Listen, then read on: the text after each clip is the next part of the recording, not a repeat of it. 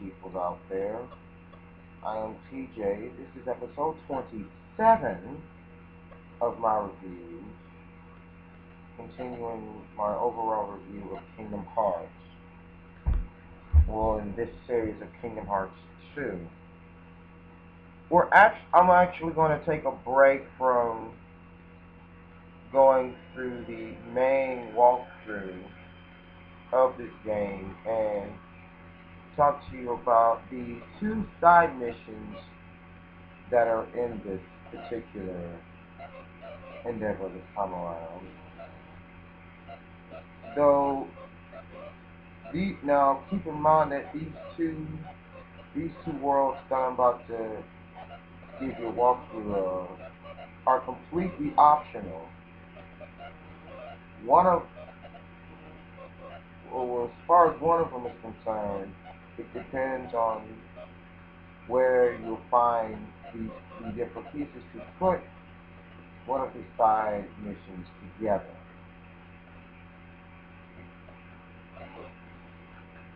With that being said, get ready to bounce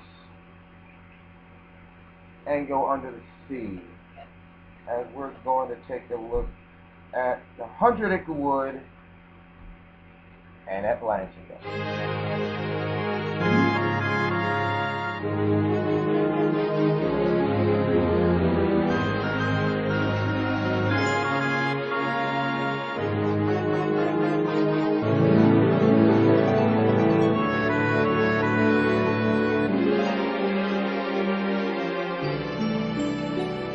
Of course, when you first go to 100-Acre Wood, all the book itself is still together, and Sora goes into to check on Pooh, and just when Pooh was about to go for his stoutness exercise, as he so called it, Sora gets thrown out the book. Sometime later, once the fight with the Heartless are over, he comes to find out that some of the Heartless tore out the pages, thus affecting Pooh's memory. Of course, it'll be up to Sora to set everything back right. Now, as far as the location of the pages themselves, they are at Disney Castle, in the library,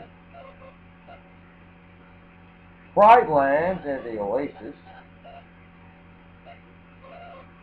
Hollow Bastion, the Crystal Fissure, the Land of Dragons in the Throne Room, and the Tower in Agrabah, which is where you will find all of the missing pages to the 100-Acre Wood. The cutscenes, or the scenes that will be taking place during this side adventure, is at Piglet's house, Rabbit's house, Kanga's house, the Spooky Cave, and Starry Hill.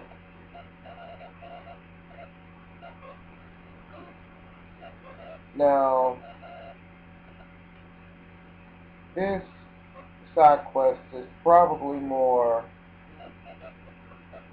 reaction-based mandated than the other side quests going on in Atlantica. But after the events unfold at 100-Acre Wood, of course you get Pooh reunited with all of his friends. You seal the world once again, and this time it actually gets a new cover. I think I like the new cover that they give after sealing 100-Acre Wood. It makes them better than I do the first one.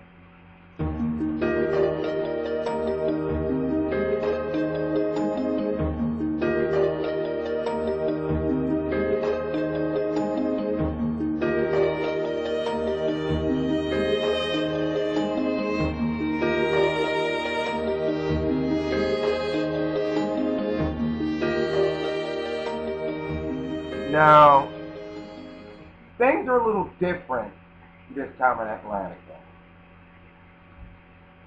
There's not that many Heartless around in Atlantica for starters, so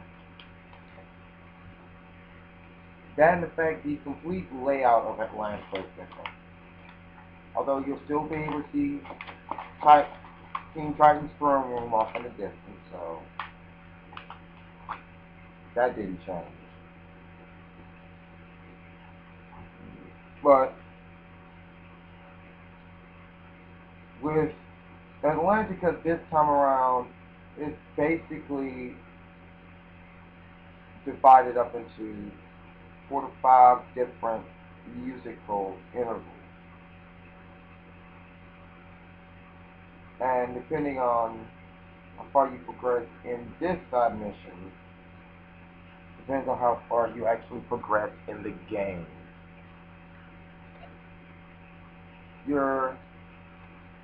The first, maybe the first musical that you'll have to deal with is Swim This Way.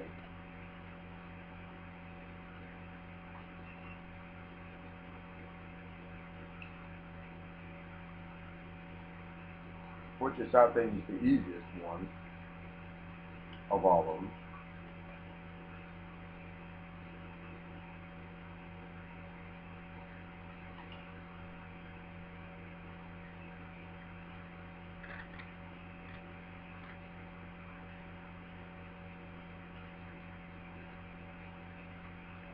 Now, in order to get to the part of your world musical segment, you'll need to have the magnet spell and have that magnet spell equipped to Sora.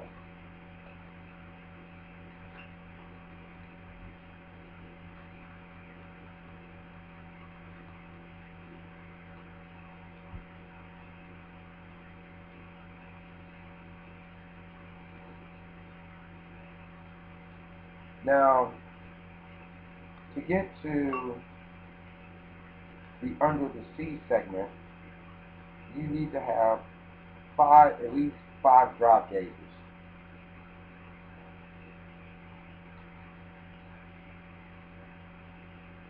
Or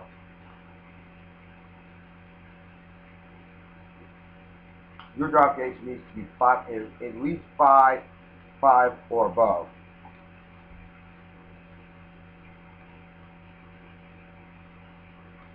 After the cutscene with Triton destroying Ariel's priceless relics and whatnot, Ursula comes along,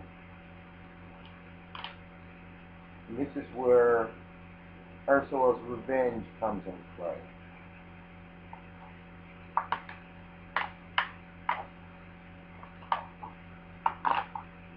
Now, this specific battle with Ursula and this Ursula Revenge musical actually is a timed battle. You have to the end of the song to defeat Ursula. The meter at the top of the screen shows you how much life that Ursula has left and whatnot. Well, no. Now, seeing as how Prince Eric, which is the dude that Ariel's been going after, made an assist to Ariel and plans of saving her and her father, King Triton, a new alliance is forged, and both people of the land and sea come together, thus bringing about the final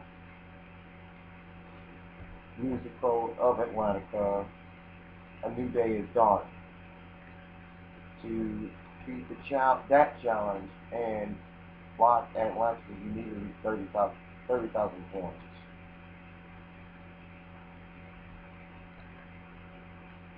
Now, Sword Donald and Goofy come up with a little acapella version of the way to say goodbye and hello in one fell swoop. That's going to do it for this episode of my reviews. With the next batch of reviews that I got coming up, let's see here. We're going to go back to Olympus Coliseum and Port Royal. And wise up with the Rum God.